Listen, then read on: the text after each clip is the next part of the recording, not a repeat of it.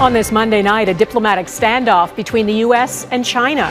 Why the U.S. has decided on a diplomatic boycott of the Beijing Olympics. It cannot be business as usual. What it means for American athletes, will Canada follow suit, and how the Chinese government could retaliate. Ottawa's new promise and timeline to release thousands of residential school records. It is information that we shouldn't be sitting on. Oil starts moving again through the Trans Mountain pipeline, while the shutdown pushed down gas prices.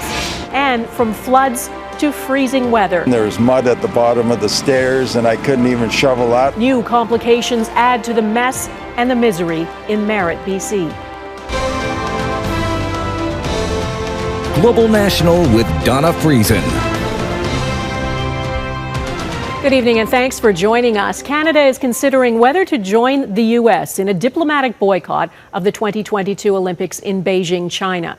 U.S. athletes will still compete, but a White House spokesperson says the United States will not contribute to the fanfare of the Games by sending political leaders and diplomats. The U.S. cites what it calls egregious human rights abuses by the Chinese government. Canada and the U.S. are among a number of countries that have declared China's treatment of its Uyghur minority population a genocide. And there's still uncertainty about the freedom and safety of Chinese tennis pro Peng Shuai, who had disappeared from public view after accusing a senior communist official of sexual assault. With the Beijing Olympics set to begin in just 60 days, the pressure on China is ramping up. Mike Armstrong has our top story tonight. After weeks of will they or won't they, the announcement was almost businesslike. The diplomatic boycott of the Beijing Games by the U.S. confirmed without fanfare or politicians posturing, simply a short statement. The Biden administration will not send any diplomatic or official representation to the Beijing 2022 Winter Olympics and Paralympic Games. No to the genocide games! Many Western governments have been under pressure to have some sort of a boycott, some way of sending a message to China over, among other issues, threats to Taiwan, the crackdown in Hong Kong, and human rights abuses in Tibet and against Muslim Uyghurs. The official Chinese stance appears to have two somewhat different angles on the boycott. On the one hand, a foreign ministry spokesman said Monday it was little more than politicians grandstanding. He says no one cares whether they come or not. But on the other hand, that same spokesman warned that in the event of a boycott, it would affect relations and China would take what he called, quote, firm countermeasures. Now, the International Olympic Committee has been trying to avoid athletes getting caught in the middle. The limited U.S. boycott means the athletes will compete. Canadian IOC member Dick Pound says it was expected and is appropriate. A diplomatic boycott is a way of sending a message from one government to another, and that's what should be happening here. What Pound does question is how effective a boycott will be if it's only the U.S. Canada's Minister of Sport says a decision hasn't been made. We are, of course, very preoccupied with the violations of human rights in China. It's not a decision that we're going to take lightly. Now, how likely is it Canada follows suit? Well, perhaps not as likely as it would have been just a few years ago. Ottawa has just come out of a bitter, protracted dispute with China over Meng Wanzhou and the two Michaels. Countries have seen what challenging China can mean. I'm not certain that this is the type of thing that Canada, Australia, New Zealand want to race into when they have enough economic problems of their own without adding to it. Pulling diplomats out of the Games is basically just symbolic. That said, the repercussions for Canada could be very real. Mike Armstrong, Global News, Montreal. Canada will soon have a new person handling the diplomatic relationship with China. Dominic Barton, a former executive in a consulting firm, is stepping down as ambassador at the end of the month. Prime Minister Justin Trudeau appointed him in 2019 and tasked him with freeing Canadians Michael Kovrig and Michael Spavor from Chinese detention. That job is done, but there are plenty of other challenges with China. Our chief political correspondent, David Akin, is with me. David. Well, Donna, it's not just a potential boycott of the Beijing Olympics. The Trudeau government also has to make a decision about Huawei's presence on Canadian telecommunications networks, about ongoing trade irritants, and what to do about the 100 or so Canadian citizens still in Chinese jails. I don't think there's any Canadian who doesn't feel that Canadian relations with China are a mess. The government's political opponents say Dominic Barton's departure should spark a reset of its China policy. I think that the government has been weak on developing a plan for China, and I'd certainly like to see a stronger plan going forward. But there could be no new plans for China so long as the two Michaels are being held hostage. Now that they are free, China experts believe there will indeed be a new approach towards Beijing. I think we're going to be going down a new path on China in the coming months. In fact, almost every Western democracy is struggling to chart a new path with China. We've seen a much more aggressive China over the last 3 years than we ever saw before.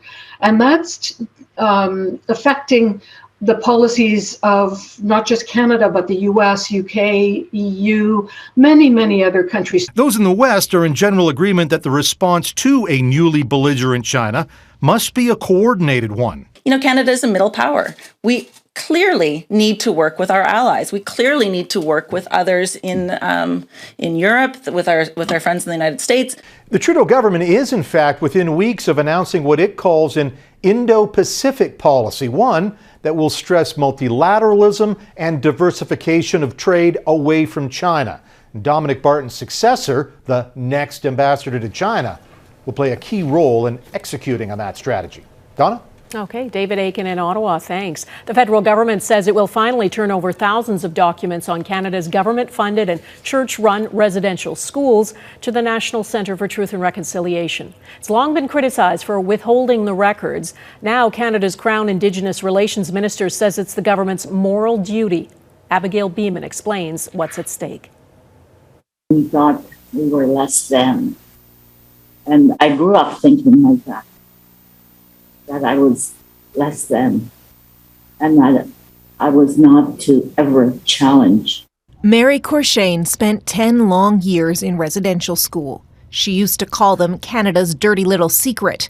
Now she's glad people are listening to stories like hers. It's important to, if we think about our generations, our future generations, and it's that they know what we went through. She's also pleased with the government's commitment to turn over 12,000 documents relating to the residential school system, records it previously argued it couldn't release due to third-party obligations to various Catholic church orders. It is information that we shouldn't be sitting on simply because we have third-party disclosure obligations to religious orders that were part and parcel of all the damage that's been caused. The Minister of Crown Indigenous Relations says it will take between 30 and 45 days to hand over the documents to the National Centre for Truth and Reconciliation. The NCTR would not do an interview but welcomes the announcement, saying in a statement, this release is a significant moment for survivors and for Canada and a major step towards accountability and a stronger understanding of the legacy of residential schools. All the documents that are within the hands of the Justice Department need to be turned over. The police evidence, the court evidence, the records that they have of the known predators. This material needs to be transparent, it needs to be searchable, it needs to be accessible. And we need a fulsome document turnover. Turpel Lafond is calling for an external review of how Canada handled Catholic entities. The government abandoned its appeal of a 2015 court ruling that let the church off the hook from financial obligations to residential school survivors. And all this comes as a contingent of Indigenous leaders from Canada heads to the Vatican later this month to meet the Pope. They're calling for an apology. Abigail Bimman, Global News, Ottawa. The pharmaceutical company Merck has announced a deal to manufacture its new COVID-19 antiviral pill in Canada. The company says it is partnering with Thermo Fisher Scientific to produce molnupiravir at a facility in Whitby, Ontario. It will be one of 3 manufacturing sites worldwide. The antiviral pill is still under review by Health Canada. Merck says if approved, pills made in Ontario would be distributed across Canada and around the world. The Merck pill is one of 2 oral antiviral medications awaiting approval in Canada. Jamie Maracher reports on Merck's new manufacturing deal and the role antivirals could play in the fight against COVID-19. It's the sweet sound of science, soon to be heard right here at home. Inside this Whitby, Ontario plant, Merck's COVID antiviral pill, molnupiravir, will be made and shipped across the country to the UK and around the world. This is another way to combat this pandemic, help save lives, accelerate patient recovery, and avoid hospitalizations.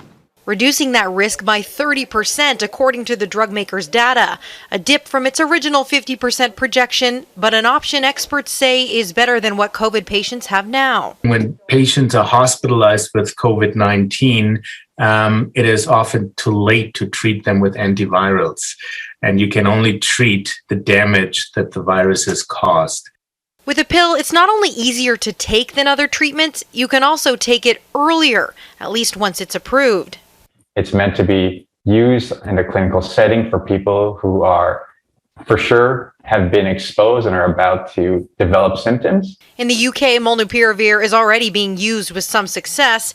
It was recommended by the US FDA last week. Canada has already secured 500,000 courses of Merck's drug with an option to buy more. It also has its eye on Pfizer's antiviral COVID pill, Paxlovid, said to reduce severe outcomes by almost 90%. Both pills are still being reviewed by Health Canada. We are choosing as Canadians to be ready for whatever may come next.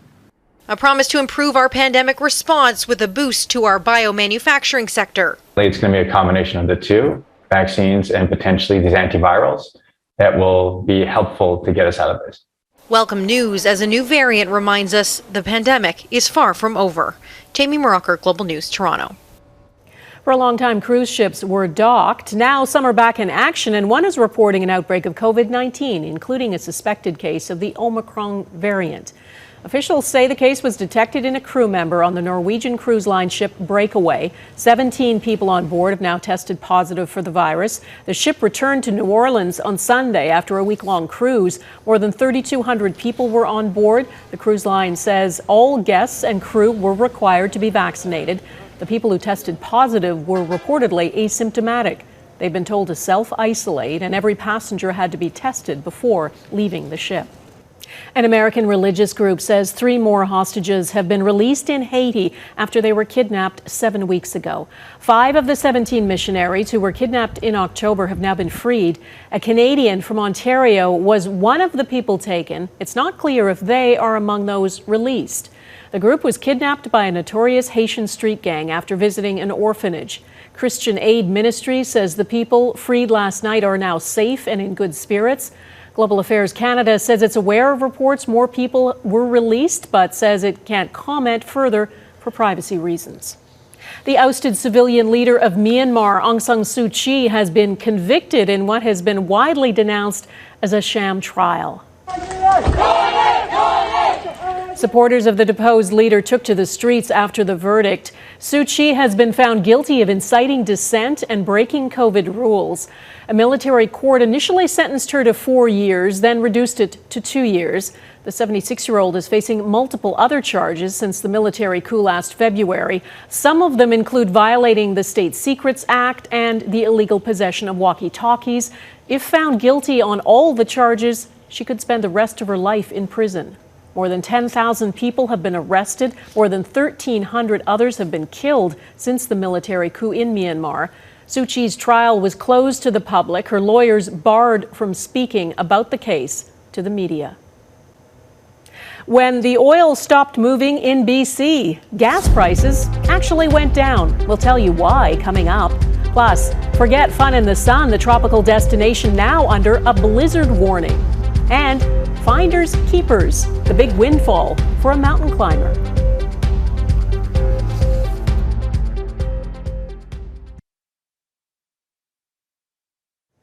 The Trans Mountain Pipeline has been switched on again and will begin moving crude oil and gas from Alberta to the west coast. It was shut down 3 weeks ago as a precaution when severe weather caused catastrophic flooding and landslides. That triggered gas rationing on the south coast of BC. And as Robin Gill reports, it's going to stay in place for a while yet. The Trans Mountain Pipeline is a critical piece of infrastructure in Western Canada. The restart button has been cautiously pushed to get the oil flowing. This will not be an immediate fix, and it will take some time to resume normal operations. The pipeline normally ships 300,000 barrels of oil per day from Alberta to British Columbia for use here and in Washington state and to export overseas. But the floods 3 weeks ago forced TMX to shut it down to check for any leaks or breaks. That had a domino effect on the refineries. With no oil coming in, no gas went out. I would be surprised if they hadn't drawn down their reserves to close to nothing, especially as they had to shut down the refinery. That has trickled down to drivers. The province limited each fill-up to 30 liters. At first, it sparked panic at the pumps. Then something interesting happened at gas stations. When the rationing first started, the average price of regular fuel was $1.62 per liter, but it started dropping, and at one point in December, it was $1.53. Gas price watchers attribute it to British Columbians quickly appreciating the reality of the crisis. There was no gouging. There was no profiteering.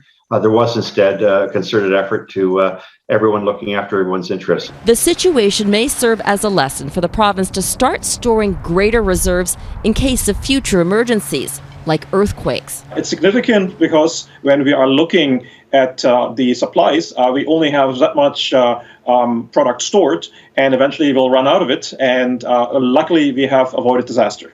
The pipeline will take at least a week before it's back operating at 100%. Then it'll take more time for the refinery to ramp back up. So that still leaves limits on how much gas drivers can get, at least until December 14th. Robin Gill, Global News, Vancouver. Ahead, Indonesians search for the dead after a devastating volcanic eruption.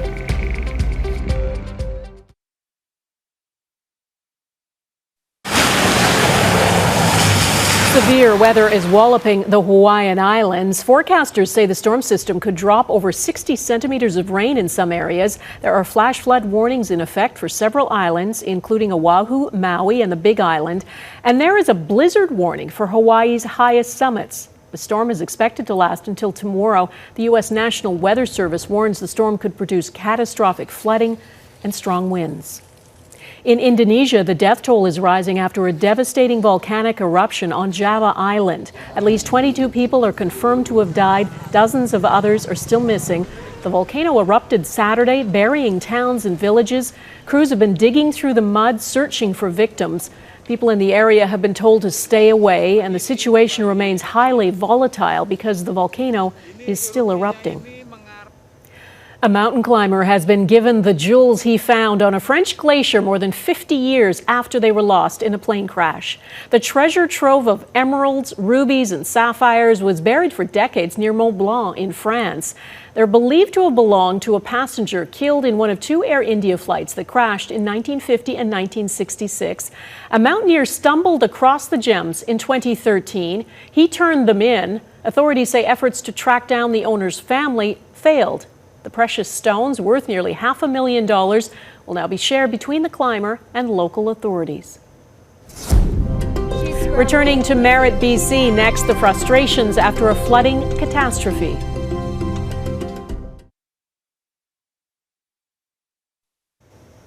In the coming weeks, many of us will be home for the holidays. In parts of British Columbia, that's going to be difficult, if not impossible. After being forced out by flooding and weeks of extreme weather, people in Merritt are returning to a community in need of a multitude of repairs. Mike Drolet reports. They may have hoped for the best when they were forced to leave everything behind 3 weeks ago, but the residents of Merritt, BC knew deep down they'd be returning to a changed city. And when they entered their homes, they barely recognized them for what they were. I just got back this weekend, and everything was frozen. There was mud at the bottom of the stairs, and I couldn't even shovel that. The damage to this south central city was extensive. Roads and bridges were wiped out, the water and sewage stopped working, and the hospital was shut down. The city, as officials so bluntly put it, wasn't safe. Yet residents were eager to return, because water damage compounds over time. You want to be in here right away, just to get all the water and moisture out so you don't get mold in behind the walls. It's fair to say residents from the Fraser Valley up into the interior could use a break or two, but winter isn't really helping. The snow may look nice, but it's a superficial mask to problems that won't go away. The one intractable fact is the scope of the disaster. There's only so many electricians or plumbers or construction workers, especially for more remote communities. And there's certainly not enough to help everyone in a hurry. Had no information. I don't even know if my water's on or off. I don't know how to get a hold of anybody to get the water off if it is on. You know, I mean, if the pipes burst and then it thaws again, then I'll have more water in my basement. And how can they not be frustrated? The city has deemed 366 homes unlivable, a number that is almost certain to rise. The flood of 2021 may be seeing its waters drain out of Merritt, but the good people who live there still feel like they're underwater. Mike Drolet, Global News. And that is Global National for this Monday. I'm Donna Friesen. Tonight's Your Canada is Park and Tilford Gardens in North Vancouver, BC. We'd love to see your Canada, especially festive and joyful ones this time of year. Please email your photo to viewers@globalnational.com. Thanks for watching. Hope to see you here again tomorrow. Take care of yourselves. Bye-bye.